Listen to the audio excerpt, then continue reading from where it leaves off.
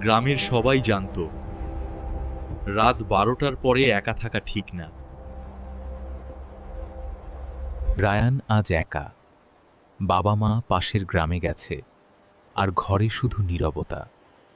হঠাৎ করে ঘরের বাতিটা কেঁপে উঠল। রায়ান নোটিসড আয়নায় কিছু নড়ছে। সে জানত আয়নায় তাকানো উচিত না। রায়ান,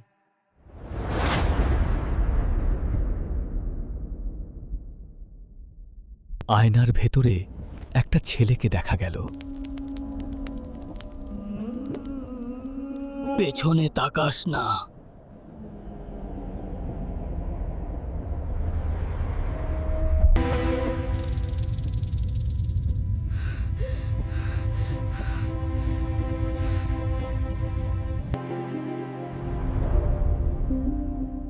হঠাৎ সব থেমে গেল।